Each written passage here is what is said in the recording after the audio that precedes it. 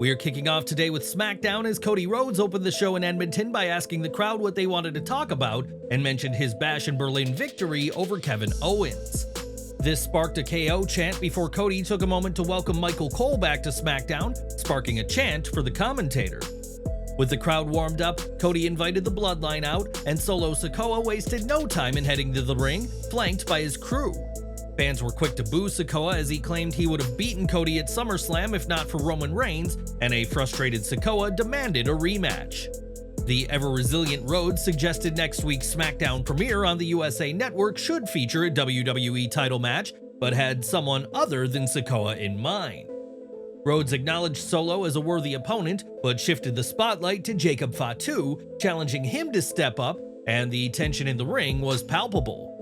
Fatu ultimately called Solo his tribal chief before stepping back and declining the match, and with that out of the picture, Solo agreed to a title match for next week. Sikoa gave Cody credit for trying to turn Fatu against him, and as tensions grew, the Bloodline surrounded the undisputed WWE champion, who seemed destined for a beatdown. That was until the Street Profits and DIY rushed to the ring to provide backup, and just as things were about to escalate, Nick Aldis appeared and urged everyone to calm down. Aldis booked an 8-man tag team main event for later in the night and made the undisputed WWE title match for next week's SmackDown a steel cage match. After Roman Reigns cost Solo Sikoa his WWE title match at SummerSlam, the Bloodline got their revenge by powerbombing him through an announce table last month. Reigns hasn't been seen in person on WWE TV since then, but fans could see him as soon as next week when SmackDown will move from Fox to the USA Network.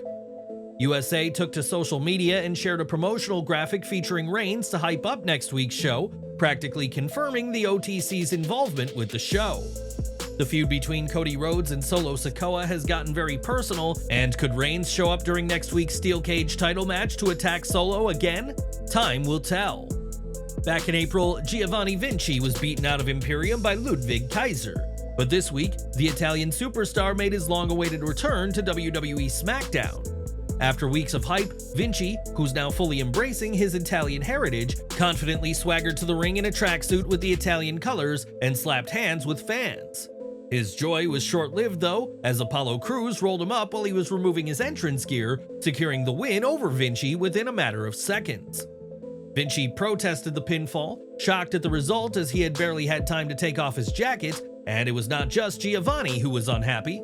WrestleVotes reports on Twitter that members of WWE Creative weren't happy with how Vinci's return was handled, and it's caused frustration among key names in WWE. They feel that this squash diminished the momentum that had been generated over weeks of vignettes, and many were expecting a more competitive match with Crews. After this loss, many are wondering what this means for Vinci's future on SmackDown and whether he can rebound from this loss and get back on the right track. If not, then this shaky start to his return to TV could affect his long-term trajectory, which would be a shame considering the immense in-ring talent of Vinci. But PW Torch reports that the real reason WWE had Giovanni Vinci lose his first match against Apollo Crews in just 3 seconds could be a part of a strategy to generate attention around him. If Vinci had won the match, it might not have captured as much interest from the WWE Universe as his shocking loss did. Now fans are likely to tune in for Vinci's next match, curious to see if he can rebound and secure a victory. This match also marks Crews' first win on WWE TV since a December win over Brooks Jensen on WWE Main Event, and his first SmackDown win since June of 2021. That match saw Crews, then the Intercontinental Champion, defeat Kevin Owens, and after the match, Vinci tried to make excuses for his abrupt loss.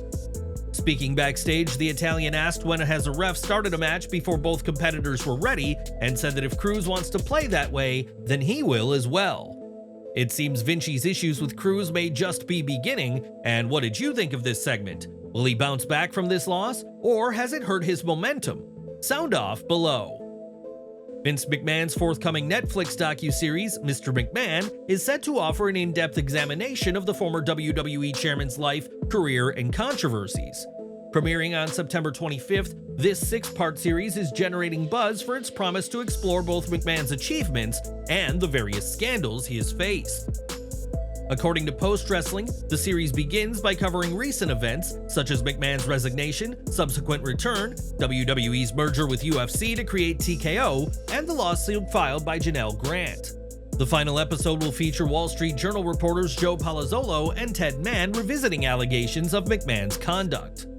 The docuseries then proceeds chronologically, starting with McMahon's childhood, his early ventures into wrestling, and his acquisition of the WWE from his father. It will highlight significant moments like the rise of Hulk Hogan and the inception of WrestleMania, while also addressing WWE's challenges in the early 1990s. A notable segment will cover the 1992 scandals, including the steroid trial and allegations involving former ring boys. Phil Mushnick from the New York Post and archival footage of Tom Cole, who accused WWE of abuse, will provide new perspectives on these issues. The series will also address the 1986 accusations from Rita Chatterton, featuring a new interview with Tony Atlas that touches on inappropriate behavior by Pat Patterson and McMahon's alleged indifference. The final episode will focus on the lawsuit from Janelle Grant, with interviews from Wall Street Journal reporter Khadijah Safdar and commentary from Bruce Pritchard and wrestling journalist Dave Meltzer. Grant's attorney Ann Callis confirmed that her client was not interviewed for the documentary due to the ongoing investigation. At a recent press conference for Bash in Berlin, Cody Rhodes discussed the documentary and the locker room stance, indicating that while they aren't remaining silent, their focus is on the company's current direction and future. However, not everyone within WWE shares this viewpoint. Brian Alvarez reported in the Wrestling Observer newsletter that some employees are upset by the allegations against McMahon. One confirmed detail is that Vince McMahon will not have control over the documentary's final cut, ensuring an unfiltered portrayal of his life. With various notable figures contributing their perspectives, fans are left wondering whether the series will enhance McMahon's legacy or cast him in a negative light due to the controversies. On Conan's Keepin' It 100 podcast, Conrad Thompson suggested the documentary might be more of a burial of McMahon than a balanced portrayal. Conan noted that Simmons' involvement suggests a candid approach, while Disco Inferno expressed discomfort with how the dirt sheet community often targets figures like McMahon or Hulk Hogan, despite their contributions to the industry. Thompson also discussed reconciling his views on McMahon, akin to how he addressed his feelings about Chris Benoit, emphasizing the importance of separating personal actions from professional accomplishments. Many believe that McMahon, John Laurinaitis, and WWE are seeking to have the lawsuit dismissed and settled through arbitration pending a judge's decision. Is there a possibility? Many wrestling pundits believe it is, but what are your thoughts on the issues covered in Vince McMahon's documentary? Will the series reveal the true Vince McMahon, or will it hold back on certain details? Share your opinions in the comments below. And what do you think about Pat Patterson's involvement in the upcoming docuseries? Let us know your views in the comments section. As previously reported, Bret Hart will be a part of next week's Raw, which will take place in Calgary, and now we know what is in store for the Hitman. PW Insider reports that a story is swirling in WWE that Hart will appear in a segment with Gunther, though plans, as always, are subject to change. If they don't, then it's another sign of WWE's immense faith in Gunther, as they want him to share a screen with Bret, whose legendary status will only elevate Gunther's stock price. But what do you think will happen in this segment? Will Sami Zayn save Bret from an Austrian beatdown, or is there something else you'd like to see? Let us know below. US Champion LA Knight received a massive pop as usual in SmackDown in Canada, 1 week after besting Ludwig Kaiser in an open challenge in Kaiser's native Germany. So far, Kaiser and Santos Escobar have tested Knight on WWE TV, while the megastar has also defended his title 5 times in untelevised Fatal 4-Way matches in Europe. On SmackDown, it was Carmelo Hayes' turn to step up to Knight, as did Hayes' nemesis Andrade, teasing a triple threat match between the three talented stars. Carmelo and Andrade are tied 2-2 on SmackDown and have a heated rivalry, but both were taken out on SmackDown with the BFT. Do you think WWE will let either Carmelo or Andrade dethrone the United States champion and beat LA Knight? Sound off in the comments below. More from SmackDown in Edmonton as Sami Zayn returned to his home country in an Edmonton Oilers jersey to take on Intercontinental Champion Braun Breaker in a dark match after the show. Unfortunately for Sami, his return to the Great White North did not see him regain the title, as Breaker retained against the 4-time former champion. Kevin Owens came out in the end, so he and Sami were able to have a moment in front of their fellow Canadians, a feel-good moment, even though Sami didn't leave with the gold. After the show went off the air, Dominik Mysterio took on Kofi Kingston, and as one would come to expect, Kofi won to send the crowd home happy. This is the latest setback for the new Judgment Day, as the faction lost at Bash in Berlin, and Mysterio has been on a shocking 227-day losing streak in singles matches in 2024. Mysterio's one and only singles win this year came against The Miz on the January 22nd Raw, and we'll have to wait and see for whenever he breaks this insane losing streak. 7 days before his steel cage showdown with Cody Rhodes, Solo Sikoa was in action as he, Jacob Fatu, Tama Tonga, and Tonga Loa took on the Street Profits and DIY. The faces won the early exchange and sent the Bloodline out of the ring to regroup, but the heels quickly gained control once the match got underway. All 8 of these men thrive at different things, so fans got a little bit of everything here, including power moves, aerial maneuvers, multi-man spots, and spots to pop the crowd. There was also plenty of chaos during the second half, but it felt a bit more controlled than what you typically see when the action breaks down during a multi-man tag match like this. That was because the camera was, for the most part, focused on the legal men and not whatever was going on outside, and the finish saw Solo Sikoa pin Montez Ford after a Samoan spike. The Bloodline closed the final episode of WWE Smackdown of the Fox era standing tall, ironic as the premiere on Fox on October 4th, 2019 saw The Rock be part of the opening segment. Over its 5-year run on Fox, the Bloodline has been at the forefront of SmackDown, and the group is hoping to kick off the Blue Brand's new era with a huge win next week. SmackDown saw Kevin Owens in an interesting situation as he took on A-Town Down Under in what was supposed to be, in theory, a triple threat match. Owens immediately tossed both men out of the ring and took them out with a senton, but the numbers game eventually caught up to the former Universal Champion. For all intents and purposes, this was a handicap match with Owens doing a great job against the odds, and there was another tease of A-Town Down Under splitting up. When Austin Theory nailed Kevin Owens with a rolling blockbuster and got into an argument with Grayson Waller, adding another layer to the issues in their team. Owens won the match, but Theory and Waller took him out after it was over, and these 3 men will battle again under a different type of match. Following their loss, A-Town Down Under asked Nick Aldis for another match with KO, this time a tag team match that was later made official for next week's SmackDown. This is another big plan for SmackDown's season premiere on USA, and who would you like to see Owens choose as his tag team partner? Let us know down in the comments. In May 2023, Baron Corbin made his return to NXT by attacking then NXT champion Carmelo Hayes, setting the stage for a title match between the two. Unlike other main roster talent who appeared for NXT, Corbin stayed for a much longer run on the brand, even holding the NXT tag team titles with Braun Breaker. Now Corbin is back on the main roster as he was moved during this year's draft, but he'll never forget how significant his run in NXT proved to be. Speaking to WrestleManiacs UK during the Bash in Berlin week, Corbin said that working closely with Shawn Michaels and Norman Smiley helped reignite his passion for wrestling.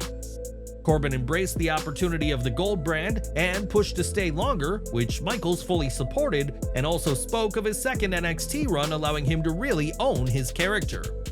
This led to a renewed appreciation from fans, which Corbin needed after feeling burnt out on the main roster, particularly after his unsuccessful pairing with JBL. Speaking about the doomed partnership, which JBL had spoken openly about wanting to do for years, Corbin said it was especially tough for him as he was in a dark place. He said, "When I was kind of finishing my time up there on the main roster before NXT, I was stuck, man. Mentally I was burned out.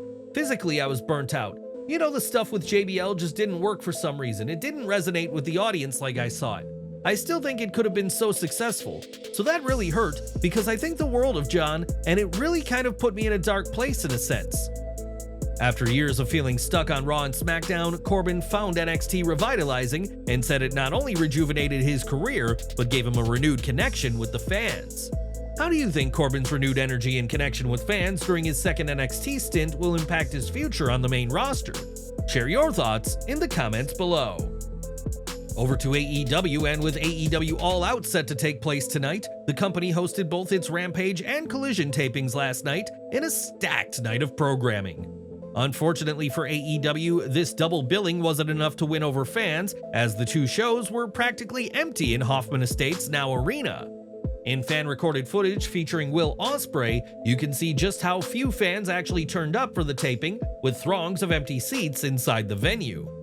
This was a bad sign, 24 hours ahead of one of AEW's biggest events of the year, as the crowd presence at AEW events seems to be declining with every passing week. AEW attendance has seen a dramatic drop in recent years, and so far, nothing has won back fans, and until something dramatic changes, expect more videos like what we've seen. But what do you think can be done, if anything, to turn things around and end videos like we've seen many times? Give your ideas down in the comments section. It's not just AEW's TV shows that are struggling to bring in fans, but All Out 2024, which will take place within a matter of hours, has also fallen short of expectations. The show has a strong card including Pac vs. Will Ospreay, Swerve Strickland vs. Adam Page in a cage match, and quite possibly Bryan Danielson's final time wrestling in the city. Despite all of this, the show is expected to underperform with ticket sales, as Brian Alvarez reports in the Wrestling Observer newsletter that the show is on track to not sell out. With only 6,513 tickets sold so far, and a $33 entry price, AEW All Out will be historic, as it'll be AEW's first pay-per-view in Chicago to not approach a sellout. Once again, AEW, for all its excitement and action, hasn't been able to fill seats, and many have been left wondering what they'll have to do to get fans back into arenas. Do you believe AEW's dwindling ticket sales may not be stopping anytime soon? Let us know in the comments section below. For some time, Tiffany, Stratton, and Bayley have been involved in a feud, with the role model blaming Stratton for her WWE Women's title loss at SummerSlam. This week, the pair faced off on SmackDown, and during the match, Bayley hit a few strikes and a big boot before she ate a dropkick on the apron that rolled the Grand Slam champion. A suplex and running bulldog could only get a 2 count, and when Bayley was in control, Nia Jax tried to cause a distraction and help Stratton out. Tiffany tried to capitalize and go for the cover, but Bayley kicked out and hit her Bayley-to-belly suplex, but Jax would distract the referee.